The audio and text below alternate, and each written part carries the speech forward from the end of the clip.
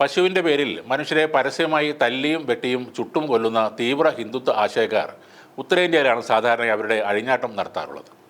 എന്നാൽ ഇപ്പോൾ പശുക്കടത്ത് നടത്തുന്നവരെ തെരുവിൽ വെടിവെച്ച് കൊല്ലുമെന്ന് പ്രഖ്യാപിക്കുന്നത് സൗത്ത് ഇന്ത്യയിലെ കർണാടകയിലാണ്. അത് BJPയോ RSSോ അല്ലെങ്കിൽ മറ്റുള്ള തീവ്ര ഹിന്ദുത്വ നിലപാടുള്ള ഒരു പാർട്ടിയോ അല്ലതാനും. ഒരു കോൺഗ്രസ് മന്ത്രിയാണ് ഈ പ്രസ്താവന നടത്തിയിരിക്കുന്നത്.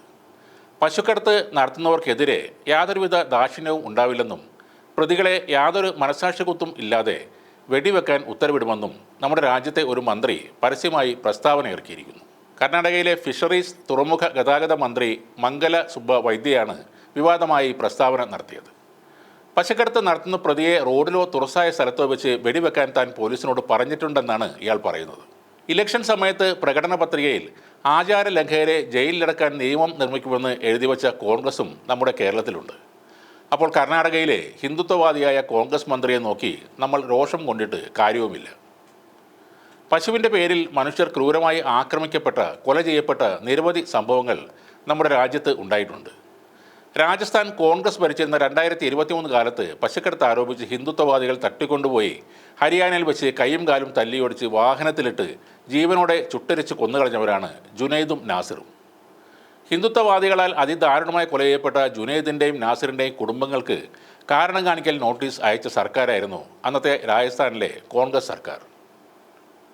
നീതി ആവശ്യപ്പെട്ടുള്ള ജുനൈദിൻ്റെയും നാസിറിൻ്റെയും ബന്ധുക്കളുടെ പ്രതിഷേധം ആ പ്രദേശത്തെ സമാധാന നില തകർത്തെന്ന് കാണിച്ചെന്നായിരുന്നു അവർക്ക് നോട്ടീസ് അയച്ചത്.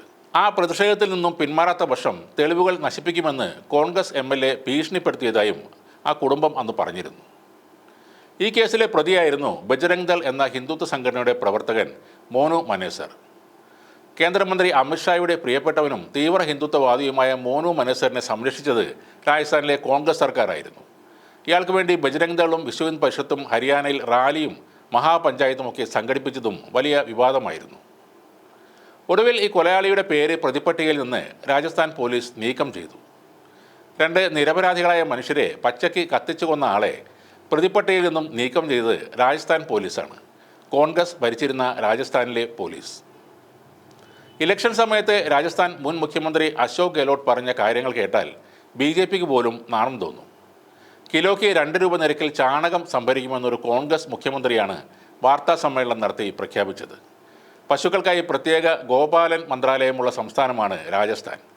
പശുക്കൾക്ക് തീറ്റ കൊടുത്തിട്ടല്ലാതെ ഭക്ഷണം കഴിക്കില്ലെന്ന് നിർബന്ധമുള്ള പ്രമോദ് ഭയ്യ എന്നൊരു ആളാണ് ഈ ഗോപാലൻ വകുപ്പിൻ്റെ മന്ത്രി. 2023 മാത്രം പശുക്ഷേമത്തിനായി കോൺഗ്രസ് സർക്കാർ രാജസ്ഥാനിൽ ചെലവാക്കിയത് 2000 കോടി രൂപയാണ്. മുഖ്യമന്ത്രി കാമധേനു പശു ഭീമയോജന എന്ന പേരിൽ 40,000 രൂപയുടെ ഇൻഷുറൻസും രാജസ്ഥാനിലെ പശുക്കൾക്കുണ്ട്. ഇത്രയൊക്കെ കണ്ട് ഹിന്ദുത്വ അനുകൂല ഭരണം നടത്തിയിട്ടും രാജസ്ഥാനിൽ BJP വീണ്ടും അധികാരത്തിൽ വന്നു എന്നുകൂടി ഓർക്കണം. കർണാടക തീവ്ര ഹിന്ദുത്വവാദികളുടെ കയ്യിൽ നിന്നും പിടിച്ചെടുത്ത കോൺഗ്രസ്സാണ് ഇപ്പോൾ അതേ ഹിന്ദുത്വവാദികളുടെ നയങ്ങൾ നടപ്പിലാക്കുന്നത്. പശുക്കടത്ത് നടത്തുന്നവരെ വെടിവെച്ച് കൊല്ലാൻ കോൺഗ്രസ് മന്ത്രി പറയുന്നു. ഇതെല്ലാം വളമായി മാറുന്നത് BJPക്ക് തന്നെയാണ്. ഒരു തിരിച്ചുപോക്ക് ഇല്ലാത്ത വിധത്തിൽ അവിടെ BJP ഇനി അധികാരം പിടിക്കും. അതിനായി അരങ്ങ് തയ്യാറാക്കി കൊടുക്കുന്നത് കോൺഗ്രസ് തന്നെയാണ്.